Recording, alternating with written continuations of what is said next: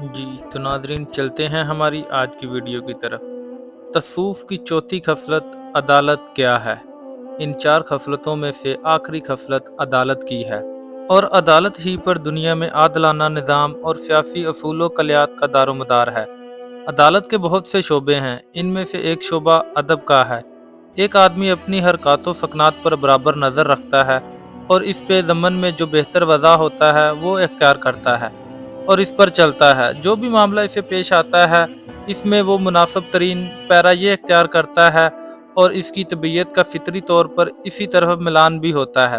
اس شخص میں جب یہ کیفیت بطور عادت کے پیدا ہو جاتی ہے تو اسے ادب کہتے ہیں۔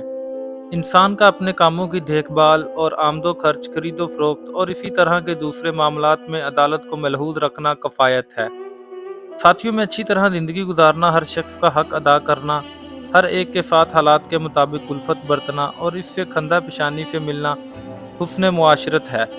الغرض یہ تمام خصلتیں عدالت کے شعبے ہیں، اور ان سب کی اصل ایک اور صرف ایک ہے، وہ یہ ہے کہ انسان کا نفس ناطقہ خود اپنی فطرت کے تقاضے سے عادلانہ نظام اختیار کرے، بلکہ وہ اس نظام کو برسر کار لانے میں کوشاں بھی ہو۔ جس شخص میں عدالت کی خصلت بدرجہ اتم پائی جاتی ہے، اس شخص کو ملائے اعلیٰ کے ان افراد سے بہت سی مناسبت ہو جاتی ہے جو دنیا میں حق سبحانہ کی فیض رسانیوں کا واسطہ بنتے ہیں۔ اس طرح شخص پر مائے اعلیٰ کے ان افراد کے دلوں سے سورج کی شعاعوں کی طرح نور کی بارش ہوتی ہے۔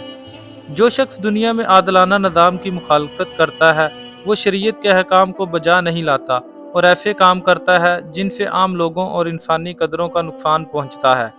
چنانچہ اس شخص کے اور ملائے اعلیٰ کے ان افراد کے درمیان جو دنیا میں فیض الہی اور نعمت ہائے خداوندی کو پہنچانے کا ذریعہ ہوتے ہیں، نفرت اور وحشت پیدا ہو جاتی ہے، اور ملائے اعلیٰ کی طرف سے اس شخص پر ظلمت و طریقی کی بارش ہوتی ہے۔ حضور نبی اکرم صلی اللہ علیہ وآلہ وسلم میں ہم نے صفت طہارت کے اکتساب کے لیے وضو، غسل اور اس طرح کی اور چیزیں ضروری قرار دی ہیں۔ خشوع و خضوع کی خصلت کے حصول کے لیے نمازیں، نوافل، دعا و مناجات، تلاوت و قرآن، ذکر و اذکار اور توبہ استغفار وغیرہ کے اعمال مشروع فرمائے ہیں۔ اسی طرح صحت کے حصول کے لیے عفو اور گزر اثار انفاق، حسن خلق اور اسی طرح کے دیگر اخلاق حسنہ معین کیے ہیں۔ اور عدالت کی خصلت پیدا کرنے کے لیے شارع علیہ الصلوۃ والسلام نے بیماریوں کی عیادت کا حکم اور ہر ایک کو السلام علیکم کی تلقین اور اس کے علاوہ کئی شرعی حدود اور آداب معین کیے ہیں۔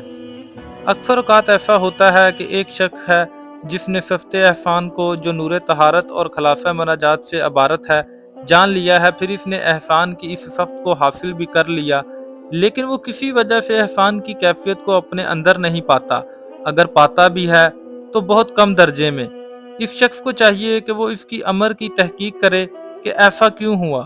اگر اس کا سبب اس شخص کی طبیعت کی سرکشی ہے تو وہ اس کا تدراک روزوں کے ذریعے کرے، اگر شہوانیت کا غلبہ ہے تو اس کا مداوع نکاح سے کرے، اگر صفت احسان کی یہ حالت لوگوں کے ساتھ بہت زیادہ اٹھنے بیٹھنے سے ہوئی ہے تو وہ اعتکاف اور خلوت میں بیٹھنے اور لوگوں سے ملنا جلنا بھی کم کر دے۔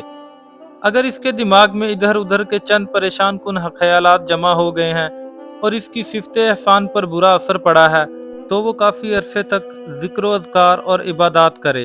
اگر اہل وطن کے رسوم و رواج اور گرد و پیش کے حالات نے طبیعت پر اثر کیا ہے اور یہی چیز کیفیت احسان میں مخل ہو رہی ہے تو اسے چاہیے کہ عارضی ہجرت کرے یا خلوت اختیار کرے اور فکر مراقبہ کی کثرت کرے۔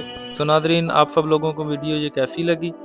کمنٹ باکس میں اپنی رائے کا اظہار ضرور کیجیے گا۔ ملتے ہیں نیکسٹ ویڈیو میں، تب تک کے لیے اللہ حافظ۔